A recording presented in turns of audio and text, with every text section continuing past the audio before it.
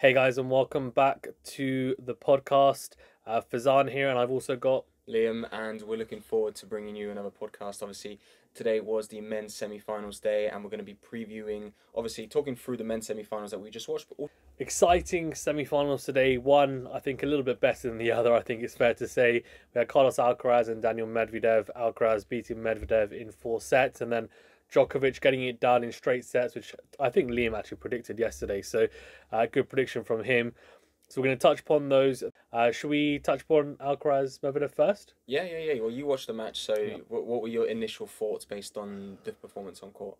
So initially, it looked like Medvedev was going to give Alcaraz fits, actually. So obviously, took the first set in a tiebreaker. He was serving really well, returning really well. Alcaraz wasn't really hitting his spots on serve, and it looked like Medvedev was able to get into the Alcaraz service games quite easily. He wasn't really getting pushed around physically or getting dragged or rushed on court. So there were some real positive signs, I think, for Medvedev early doors. Alcaraz, I think, grew into the match, and he said after in the post-match press conference that it wasn't his best match of the tournament, which you can take in two ways. You can say it's positive because he still managed to beat Medvedev in 4 sets, and there's more to come. Or you could also say, is that potentially a negative because players, they tend to peak towards the back end of a tournament to then go on and win. But I think probably nothing to worry about if you're an Alcaraz fan. But he did really well to come through in the end. Medvedev, I think, just I talked to him after and I asked him, look, he came to the net. I think it ended up coming to the net 53 times. He only won 63% of those points. And he said to me, my tactic actually wasn't to come to the net. That wasn't in my strategy or thinking. My thinking was I wanted to give Alcaraz nothing to work with, in the sense that he didn't want Alcaraz to be on offense. So hitting nice and deep, barely giving him anything to attack, whilst also playing his percentages as well, so not making any mistakes. So it was a very difficult game plan to execute for Medvedev, but something that obviously on a hardcore other surfaces against other players, it normally works. But I think coming to the net, he said it just happened because of grass and he tends to come forward more. He had some success there, but there were some pivotal moments at the net where he got broken one of the sets, and it was because he'd come to the net twice and then got broken because there were 2 great passing shots from Alcaraz. The first one was a bit of a gimme on a backhand. The second one was a running forehand, and it was one of those classic running forehand Alcaraz passes, almost banana shot down the line. Vintage Alcaraz, and you have to put your hands up and say fair enough. But I think Medvedev will kind of rue those moments. And did he go a bit safe on the approaches? Probably not. He said to me, no. He said, actually, I wasn't safe on the approaches. He said my volleys were good. He said 90. He said, that maybe only 2 or 3 players on tour, De Minaur, Alcaraz. He said, maybe a Sinner or Djokovic could get to some of those volleys. But he just said Alcaraz was just too good. So there was a bit of acceptance from Medvedev that on grass is a very tough matchup, but he was happy that at least he managed to be in a position that he could come off court and say, I did better than last year. And I think he took confidence from that. For Alcaraz, he was in a very defiant mood in the press conference and just said, look, I'm looking forward to the final. And he said it was Musetti, which we know it's not now. He said, well, he's going to be an experience. I've got the experience. And pretty confidently was almost saying, I'm going to use that to my advantage. With Djokovic, he didn't bat it away, but he did say, look, I know what he's about. I've played him multiple times. I know what to expect.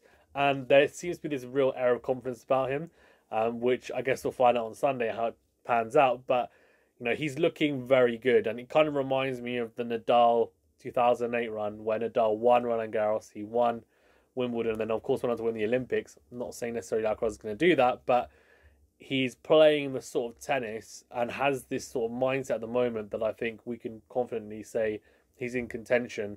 But yeah, I mean, overall, were there any surprises? Not a whole lot. I think what was positive for Alcaraz towards the end was that he started to serve much better.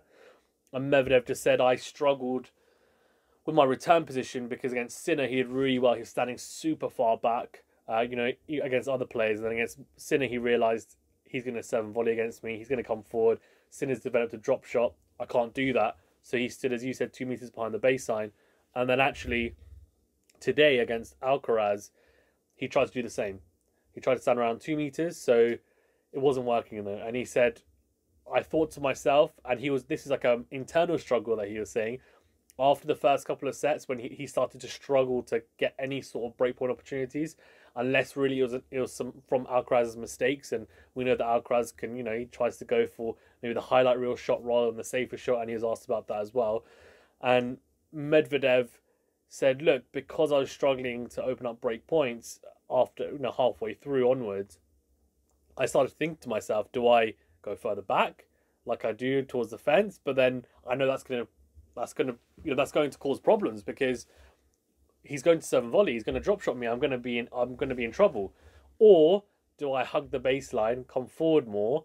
But he said I don't think that would have worked either, because I think he was just generally struggling to read the Alcaraz serve, and Alcaraz turned it on, and it was a big positive. And there was a really poignant moment when I was watching the match, and it must have been in the fourth set, where they have the speed monitor, the IBM speed monitor, and occasionally in between changeovers they'll flash up all the stats.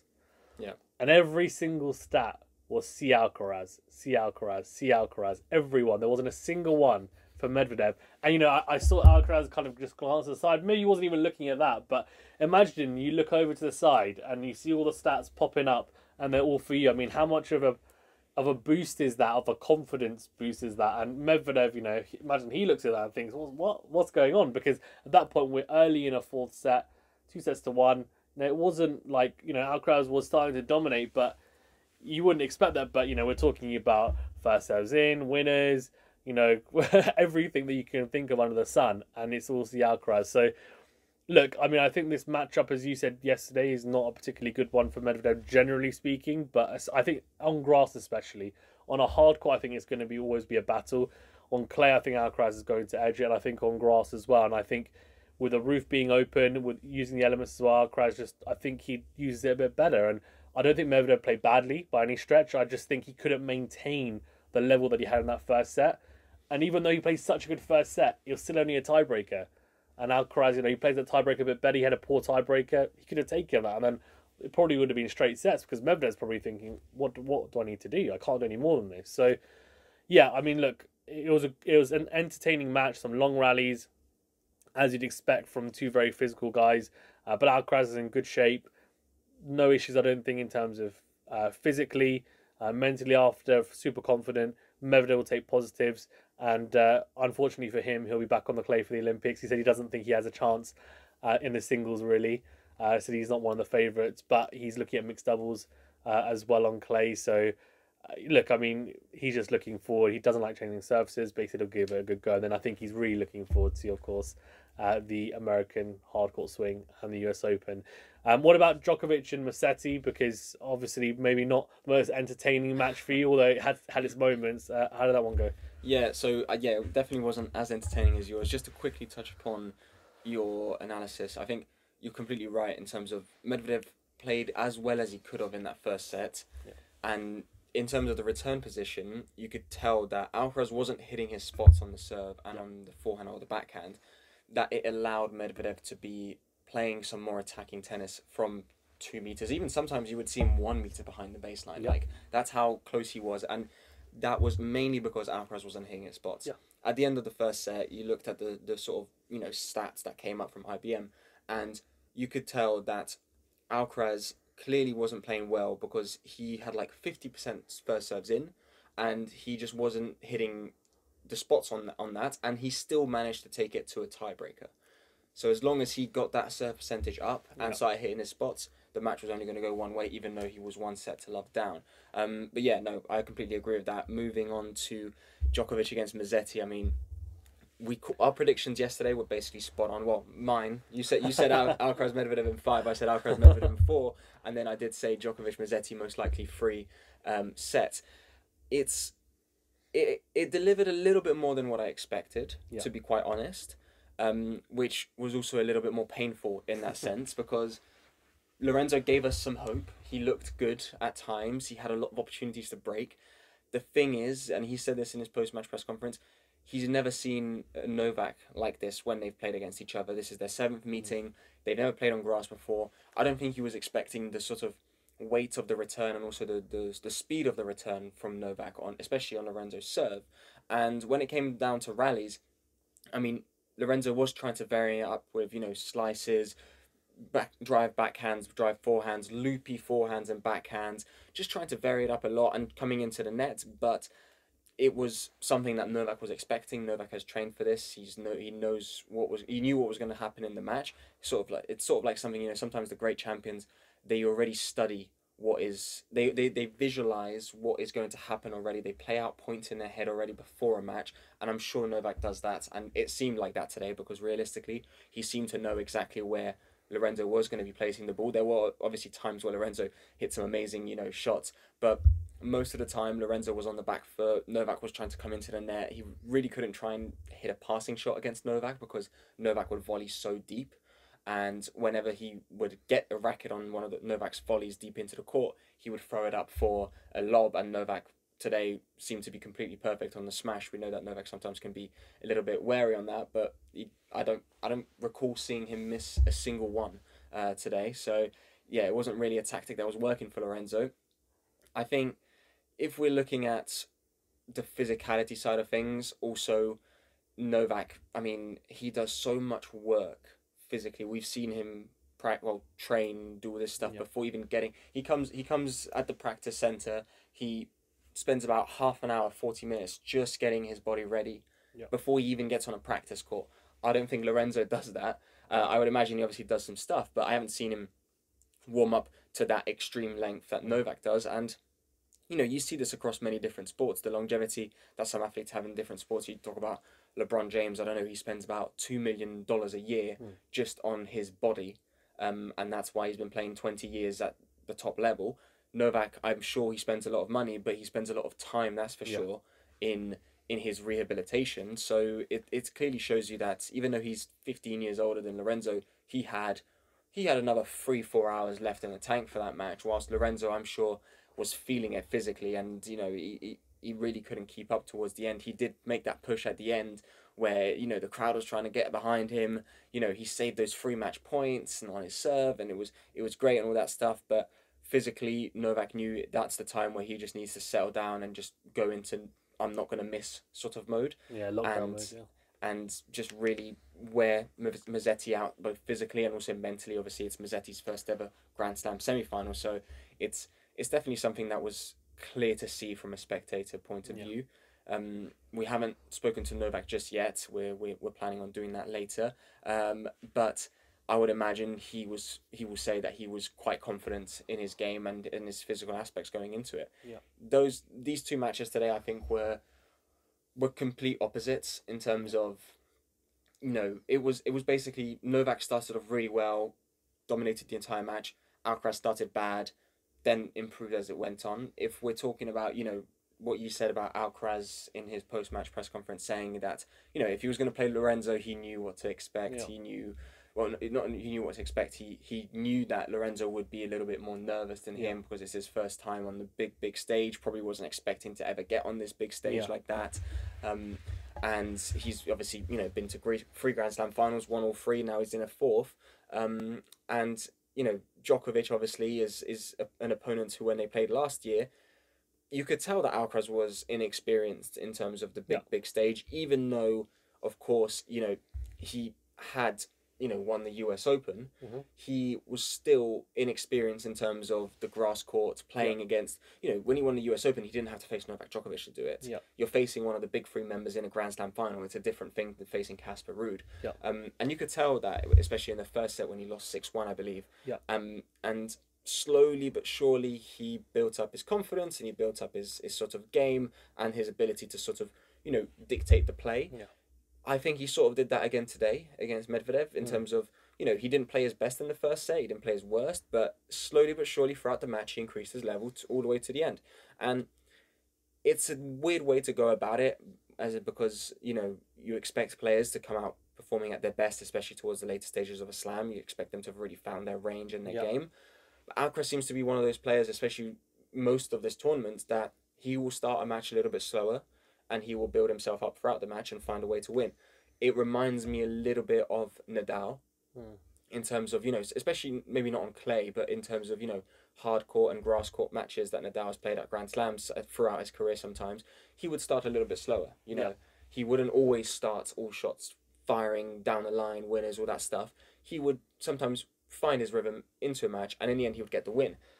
Can Alcaraz afford to do that in the final against Djokovic when Djokovic knows what to expect this year compared to last year? Because I'm not too sure Novak exactly knew what to expect last year in that final. I'm not too sure. It's going to be an interesting one on Sunday, but before that, we do have to speak about the women's final, which is tomorrow, between, obviously, Barbara Krejcikova and Jasmine Paolini. What are your thoughts there, Faison?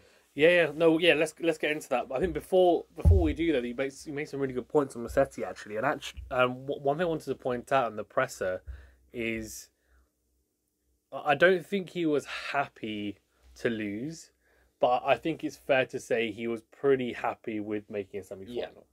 Yeah. And I think it's not something that's frustrating, but it is, I think, a difference in personality and mentality between what are going to be some of the greats of the game and maybe some of the players who, I'm not saying they'll be forgotten, but in history, you might not remember them, right?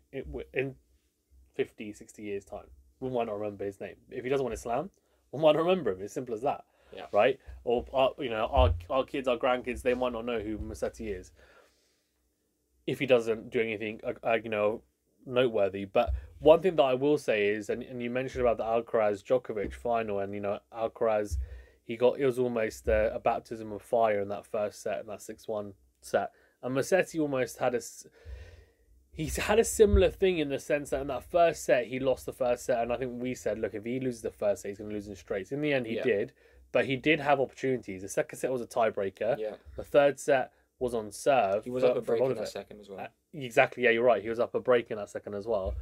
And then tiebreaker could go either way if he plays that better. Third set was on serve for a large period of time as well. He broke back, had his chances again. I think he had chance. He was love 30, wasn't he? At 6-5 in the third set, so or 5-4 even on the third set. But he had his chances, and he takes those. He's clinical. Who knows? Maybe we come out of this and we say, maybe that was his moment. And I think the difference between the Alcaraz and the Sinners and the rest of the field right now is that they are very good at taking their chances when they come in these types of matches. And the others, they just don't quite have that killer instinct. And it could be a level thing. It could be a mindset thing. It could be both. But I think Musetti's in that bracket. And, after he said, and I don't want to sound harsh, but he said, one of the answers he gave was that I think I can beat anyone on tour. But we did the preview yesterday and we looked at who he played.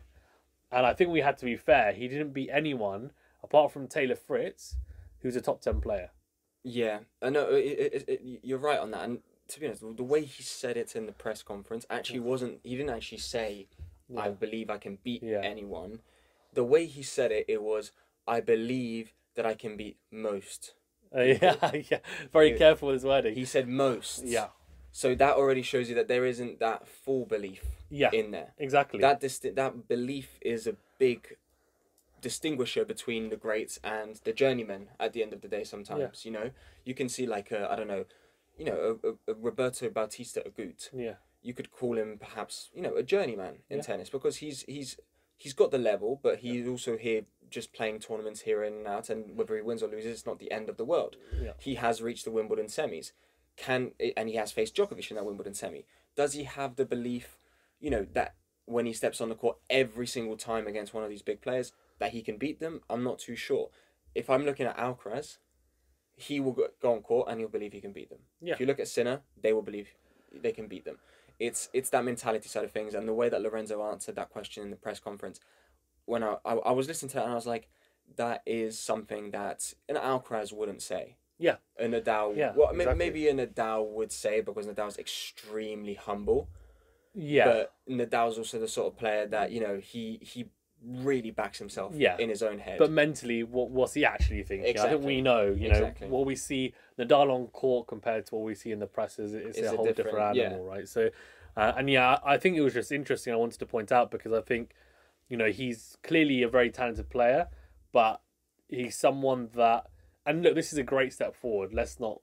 let's be fair to him. This is a really good step forward, but he needs to now capitalise on it. There's the Olympics is coming up. It's on clay. That's a massive advantage for him. Take the confidence from this. Go on, do something there. Make a deep run, and then the hard court swing on hard courts. He has been a little bit underwhelming, I think it's fair to say. So something for him to get to grips with, because in all honesty, the majority of the year is on hard court. So it's something that he needs to get to grips with. But he has the ability. He just needs to continue to work, as you said, make sure that he's really dedicated to what he's doing, and he'll go far. And I think he's got a beautiful one-hander. We talk about one-handers all the time, and it's great to see him utilize it. But he's got other weapons as well. So let's see whether he's able to take his game to the next level.